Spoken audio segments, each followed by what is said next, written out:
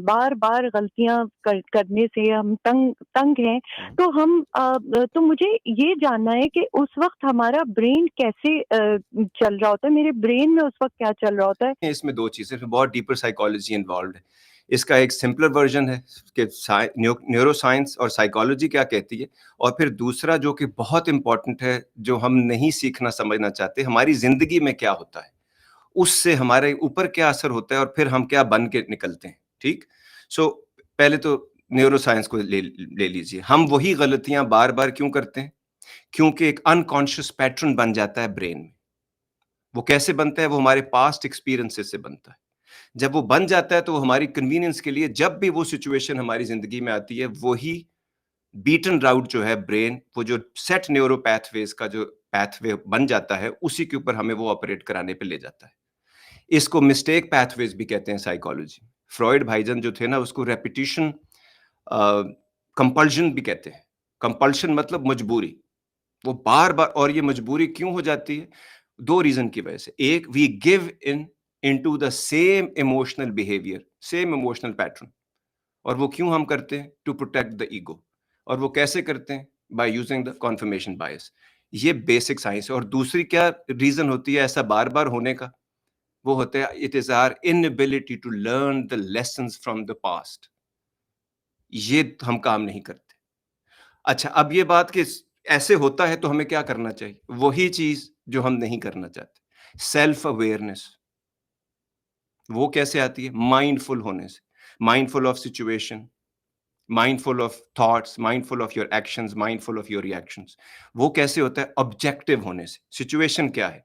अगला बंदा उस सिचुएशन में जो आपके सामने है, वो सिचुएशन से क्या चाहता है? उसका क्या माइंडसेट है? वो कैसे आया? आपका माइंडसेट क्या है? आप उस सिचुएशन में क्यों हैं?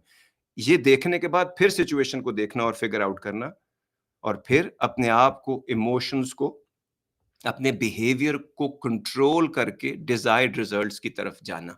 ये ही तरीका है। पूरी साइंस ये है। अब असल बात कि हम क्यों भूल जाते हैं और ये साइंस कैसे हमारे ब्रेन में आती है और अनकॉन्शियस लिविंग कैसे होती है, उसकी एग्जांपल थोड़ा सा इलैबोरेट करके बताता हूँ। सबसे पहले क्या आपने बात की थी? Unconscious pattern. अनकॉन्शियस मतलब कॉन्शियस जागा हुआ, अनकॉन्शियस समझे सोया हुआ। कॉन्शियस आदमी के पास हकीकत का कंट्रोल होता है। अनकॉन्शियस सोया होता है, उसके पास ख्वाब का कंट्रोल नहीं होता, वो जिधर मर्जी उसको ले चले।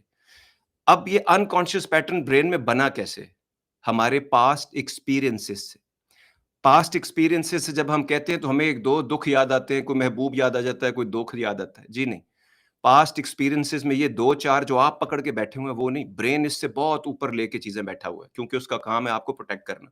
क्योंकि आपने अभी तक उसको फाइट एंड फ्लाइट मोड पे, ऑटो पायलट पे छोड़ा हुआ है। तो ऑटो पायलट पे आपको प्रोटेक्ट करने के लिए क्या करता है? आप जो देखते हैं, आप जो सुनते हैं, आप जो समझते हैं, आपके साथ जो हुआ, आपने जो किया, आपको जो दुःख हुए, आपने जो दिमाग में एक कोपिंग मैकेनिज़्म उसने बनाकर आपको दिया, आपने खुद नहीं बनाया, क्योंकि उस वक़्त तो आपको पता ही नहीं था कि इन चीज़ों के साथ मैकेनिज़्म होता है कोप करने के लिए, जो रब ने हमें दिए। जब हम वो नहीं करते तो वो खुद से एक पाथवे बना लेता है। जब भी वो सिचुएशन आती है, वो इमोशनल पोज़ीशन आती है, वो ट्रिगर्स आते हैं, वो एक्शंस आपके साथ होते हैं, उसने आपको प्रोटेक्ट करने के लिए एक न्यूरो पाथवे बना दिया। जैसे सितारों के पाथवेज़ होते हैं ना, स्टार्स के पाथवेज़, ऐसे ही न्यूरॉन्स के भी पाथवेज़ होते हैं। वो क्यों बनाता है? ताकि अगर आइंदा ऐसी सिचुएशन आ जाए तो आप वही जो आगे उसका बनाया हुआ पाथवे है उसको यूज़ कर लें, वो अपने काम से मुक्त हो गया है। लेकिन आप फँस जाते हैं कि उससे जो रिज़ल्ट्स आते हैं, क्योंकि वो उस वक़्त पाथवेज़ बने थे जब आप कॉन्शियस नहीं थे, जब आप रिस्पॉन्सिबल नहीं थे, जब आपके गोल्स और ऑब्जेक्टिव्स नहीं थे, तो वो वाली चीज़ें यहाँ पे अप्लाई नहीं हो रही। तो उनको क्या करना चाहिए? जो भाईजान थे फ्रॉइड जो कहते हैं कि रेपिटिशन कंपल्शन, तो मजबूरी होती है। क्यों मजबूर होते हैं हम? क्योंकि वो वापस जाते हैं उसी सिचुएशन में। हम अपने पे काम नहीं करना चाहते। बनी-बनाई हुई चीज़ उठाकर ये नहीं देखते ज़माना बदल गया है, सोच बदल गई है, आपके गोल्स बदल गए, आपके जो डिज़ायर्ड रिज़ल्ट्स हैं वो बदल गए हैं। तो अब इसके लिए नई चीज़ें बनानी पड़ेगी, उसमें काम करना पड़ता है। तो फिर और क्या होता है, हमने पास्ट एक्सपीरियंसेस से हम कोई गलती करते हैं, उस गलती से हमें सज़ा मिलती है, तकलीफ़ होती है, परेशानी होती है, हम उसको भूल जाते हैं फिर। भूलना नहीं है, यही तो बात है। माफ़ करना है, करें। जो भी सिचुएशन है वो दोबारा ना आने पाए इसकी तैयारी भी करें। लेकिन साथ भूलना नहीं है, क्योंकि भूलेंगे तो क्या होता है? ज़िंदगी वही सबक आपको बार-बार सिखाती है। अब ये वाली बात जो हम कहते हैं कि क्यों हम गिव इन करते हैं जी, उन्हीं सिचुएशंस को बार-बार, टू प्रोटेक्ट द ईगो। ये ईगो वो नहीं है कि फलाँ बंदे, जब भी हमारी किसी से लड़ाई होती है, हम कहते हैं उस बंदे की बड़ी ईगो है जी।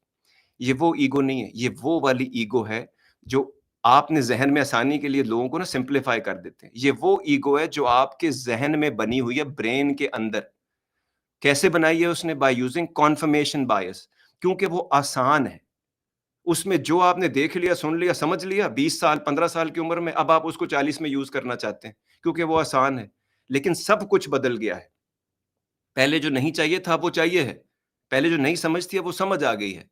लेकिन वही कन्फर्मेशन बायस लेके हम चलते हैं। इसीलिए हम लोग बड़े नहीं हो पाते, मैच्योर नहीं हो पाते। तो वो उस ईगो को प्रोटेक्ट करने के लिए, अपने आप को प्रोटेक्ट करने के लिए हम वो करते हैं और पास्ट के एक्सपीरियंसेस हम भूल जाते हैं। हालाँकि 1-2 दफ़ा वही चीज़ होगी है, तो फिर वो चीज़ नहीं करनी है। अगर वो करनी है, तो डिफरेंट राउट अडॉप्ट करना है या अडैप्ट करना है। सो ये इस तरह हम चीज़ें नहीं करते। और फिर इसका हल क्या है? वही वाला हल है जी। वो क्या है? अवेयर नहीं होना, आपने जागना नहीं है। सोते-सोते में आप ज़िंदगी गुज़ारना चाहते हैं, सब ठीक हो जाएगा एक दिन, नहीं होगा ठीक, करना पड़ेगा। जब तक सेल्फ की अवेयरनेस नहीं होगी, मैं कौन हूँ, क्या हूँ, इस एनवायरनमेंट में क्यों हूँ, इस रिश्ते में क्यों हूँ, इस काम में क्यों हूँ, इस टाइम एंड स्पेस में क्यों हूँ, क्या मुझे मिल रहा है इससे या मेरा क्या ज़ाया हो रहा है, ये जानना पड़ेगा।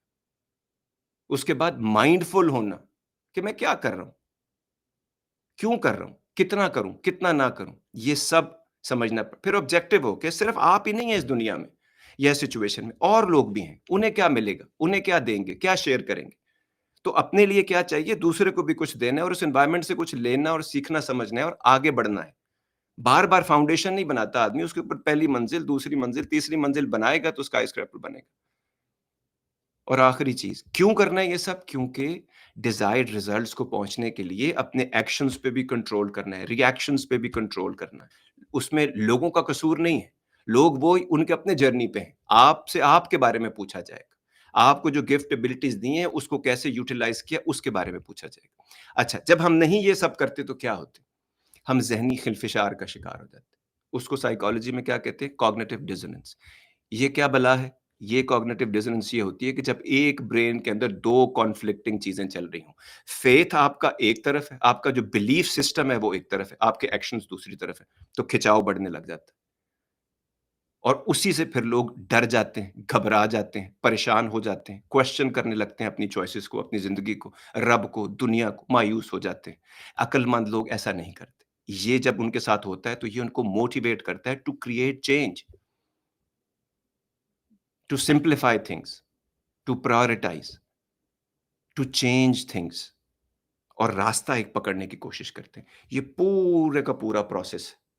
साइकोलॉजी भी देख ली, न्यूरोसाइंस भी आपने देख ली, ज़िंदगी में ये सब क्यों हो रहा है, कैसे हो रहा है हमारे इर्द-गिर्द, वो भी आपको इससे रिलेट करके आपने देख लिया। इसके बाद भी अगर कोई देखना, सोचना, समझना नहीं चाहता, तो याद रखिएगा हर एक्शन के कॉन्सेक्वेंसेस होते हैं। आप चाहते क्या हैं इससे कुछ नहीं होता। आप करते क्या हैं, उससे चाहता तो हर आदमी मोहब्बत, इज़्ज़त, शोहरत, फुर्सत, सुकून, उससे क्या मिल जाता है सबको? अगर मिल जाता तो सारी दुनिया इतनी पागल हुई होती। मिलता सिर्फ़ उसको है जो इसके लिए प्लान बनाता है। जो ये सारी चीज़ें बताई हैं, सेल्फ अवेयर होना, माइंडफुल होना, ऑब्जेक्टिव होना और उसके बाद डिज़ायर्ड रिज़ल्ट्स के लिए कोशिश करना, गोल बनाना, छोटे-छोटे ऑब्जेक्टिव्स बनाना, उसके बाद उनको हिट करना, आहिस्ता-आहिस्ता, एक-एक कदम फूँक-फूँक कर चलना। 2 कदम आगे, 20 कदम पीछे नहीं चलना, दिमाग में सारी इमोशनल इन्वेस्टमेंट नहीं करना। प्रैक्टिकल 1% इन्वेस्टमेंट भी बहुत है। आहिस्ता-आहिस्ता बढ़ती जाएगी, जब आप उसके रिज़ल्ट्स देखेंगे।